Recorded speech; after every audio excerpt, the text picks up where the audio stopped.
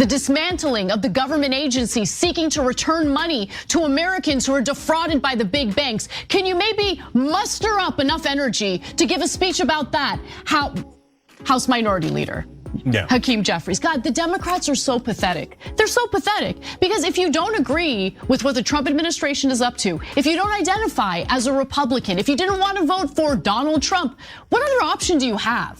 Okay, the party that tried to run a decomposing. Anna Kasparian has had enough of the Democratic Party's excuses. In a fiery rant, she calls out party leaders like Hakeem Jeffries for openly admitting they have no leverage against Trump and the Republicans. But as she points out, this isn't just a recent problem. Democrats have been making the same excuses for years, regardless of whether they're in power. When they control Congress, it's the filibuster. When they hold the White House, it's Republican obstruction. When they're in the minority, it's there's nothing we can do. The question remains, if Democrats can never fight back, why should voters trust them to lead? We want to get stuff done. We want to make life better for the American people. But I'm trying to figure out what leverage we actually have. What leverage do we have? Republicans have repeatedly lectured America. They control the House, the Senate, and the presidency. It's their government. What leverage do we have? The fearless opposition party, ladies and gentlemen. Give them a round of applause. Give them a round of applause. There's nothing we can do. What do you want us to do? I'm going to stand here as the House Minority Leader and complain about how we don't have any leverage when I could be messaging about how there's a robbery going on right now as we speak. The dismantling of the government agencies seeking to return money to Americans who are defrauded by the big banks. Can you maybe muster up enough energy to give a speech about that? House Minority Leader Hakeem Jeffries. God, the Democrats are so pathetic. They're so pathetic because if you don't agree with what the Trump administration is up to, if you don't identify as a Republican, if you didn't want to vote for Donald Trump, what other option do you have? Okay, the party that tried to run a decomposing corpse, and then when he got caught, they anointed the Democratic nominee. The party that keeps telling you that there's nothing they can do, whether they're in power or out of power. Yeah, I mean, come on. So, guys, you've literally heard me sometimes sing this line. There's nothing we can do. There's nothing we can do. That's the Democratic mantra. And that they say that when they get in power. They're like, oh, the filibuster, the parliamentarian, skittle-boo. You're like, that's not even a word. It doesn't matter. There's nothing we can do. There's nothing we can do. They're so pathetic. And now that they're in the minority, here comes Hakeem Jeffries to sing the same song. There's nothing we could do. Then what? You know what? The American people believed you. You kept telling them that you can't do anything, so they voted you out of power because you can't do anything. Why don't you man up and grow a spine and a brain and actually figure out a strategy? That moron just said, well, and you know, the Republicans have the House and the Senate and the White House, and the Republicans message to the American people. Wait, why don't you message to the American people? You're doing a press conference right there, schmuck. Why don't you get out your message? I didn't think about that. Anna Kasparian's frustration with the Democratic Party stems from what she sees as a pattern of passivity and excuse-making. She argues that Democratic leaders, like House Minority Leader Hakeem Jeffries, have mastered the art of deflecting blame and claiming powerlessness, regardless of whether they hold a majority or minority in government. According to Kasparian, this recurring narrative sends a demoralizing message to voters who expect bold action. If Democrats continuously insist that they are helpless against Republican obstruction, why should their base trust them to deliver real change? Anna Kasparian's frustration with the Democratic Party is rooted in what she sees as a pattern of passivity and excuse-making. She argues that leaders like House Minority Leader Hakeem Jeffries have become masters at deflecting blame and claiming powerlessness, whether they hold a majority or a minority in government. This recurring narrative, she contends, demoralizes voters who expect bold action. If Democrats continuously insist they are helpless against Republican obstruction, why should their base feel motivated to support them? This sentiment is particularly damning in an era where political engagement is crucial. Yet, Democratic leaders often seem more focused on explaining why they can act rather than finding ways to push forward progressive policies. Kasparian contrasts the Democrats' perceived political cowardice with the Republicans' aggressive approach to power.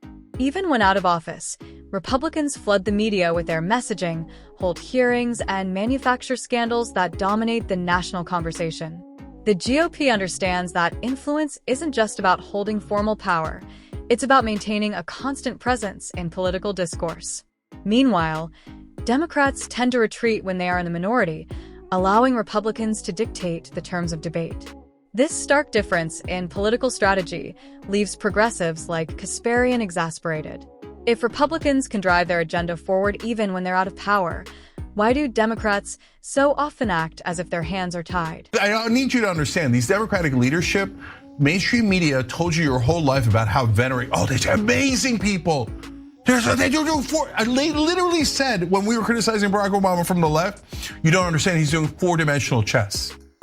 He four-dimensional chess to no change at all other than Obamacare, okay? He 4D chess all the way to a giant bank bailout that made the Democratic Party deeply unpopular and lost 1,000 seats. And here comes Hakeem Jeffries to go, there's nothing I can do.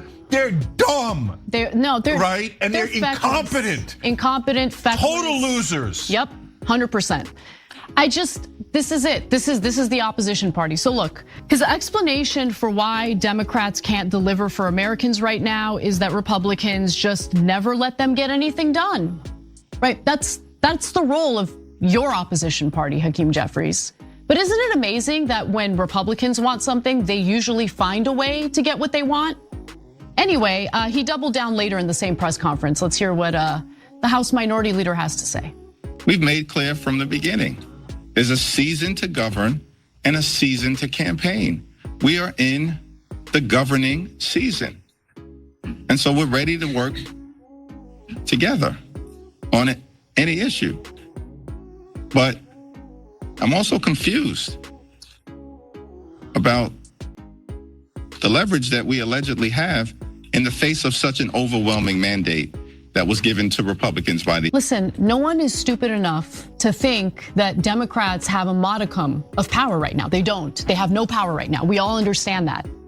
But how about take a look at the behavior of Republicans when they are not in power? You want to know what they do? They don't shut up. Okay, they're doing press conferences, they're doing congressional hearings, they're repetitive again and again. I mean, the Hillary Benghazi thing, every single day, Hillary Benghazi, Hillary Benghazi, Hillary Benghazi. Democrats though, they cower, and then they tell their own supporters, shut up, there's nothing we can do because we don't have enough power.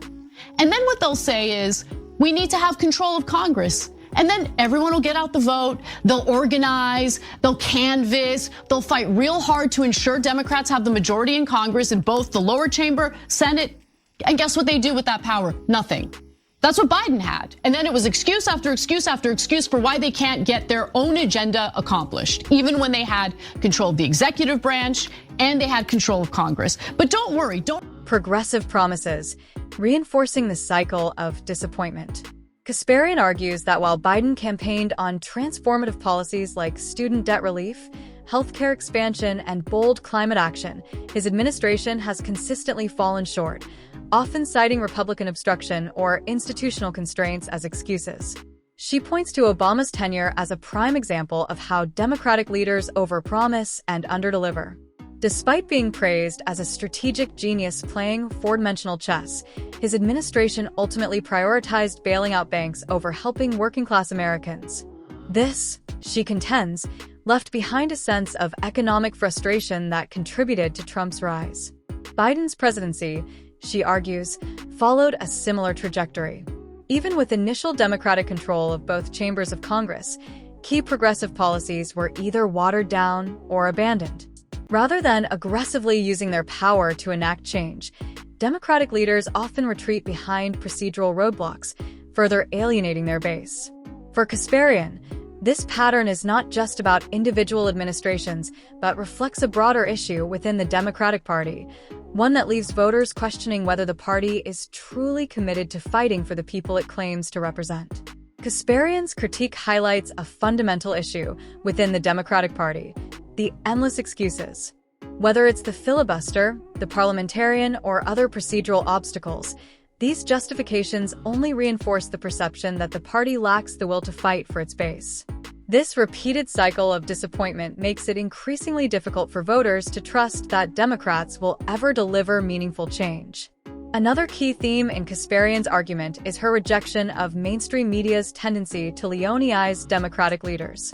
For years, corporate media outlets have portrayed figures like Obama, Biden, and now Hakeem Jeffries as brilliant strategists, despite their repeated political failures.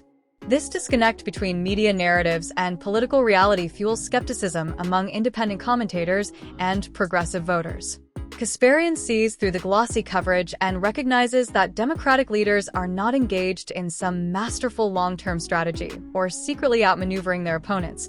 They are simply ineffective. The more mainstream media continues to defend this ineptitude, the more disillusioned voters become, driving them toward alternative sources of political analysis and ultimately deepening distrust in the Democratic establishment. There's another Democratic leader who's going to fight for us, and she's going to explain how in this next clip. My whole passion about being in politics is for the children. So what is it that we're doing for the children? I think that it would have been important for the children to not have Donald Trump be president of the United States. And that is, I would take every step necessary to make sure that didn't happen, but it did. And now we have to deal with it. And in about 6 or 7 months, you're going to see such a change. By the time we start our campaigns in this fall, for next fall, you're going to see a very different picture about the Democrats vis-a-vis Donald Trump. Retire. She's sitting there and talking about, like, don't worry, in 6 months, we might start fighting back. And I want to explain why she says 6 to 7 months. First, let me go through all this, and we're going to be constructive. I'm going to tell you what they actually should do, okay? Because I think we're the only show that ever does that, right? So first of all, on Hakeem Jeffries, he says, well, there's nothing we do in the minority. But wait a minute, when you were in the majority and Biden had the House, the Senate, and the White House, you also said there was nothing you could do. Why? Because the GOP was blocking all your bills, even though they were in the minority because of the filibuster. Working-class Americans frustrates progressives like Kasparian, who argue that real change requires more than symbolic gestures.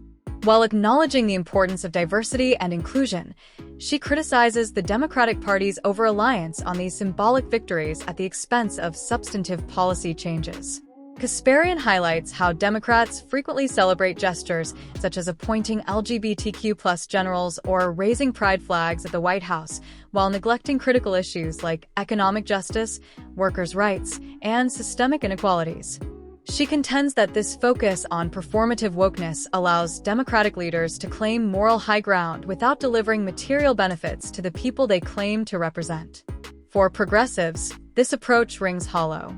Kasparian argues that instead of relying on symbolism, Democrats must prioritize concrete policies, like strengthening labor protections, expanding healthcare, and addressing wealth inequality, if they truly want to earn the trust and support of working-class and marginalized communities. Kasparian argues that the Democratic Party's over-reliance on identity politics as a substitute for real policy change alienates many working-class voters. While representation is important, she contends that it cannot replace concrete action.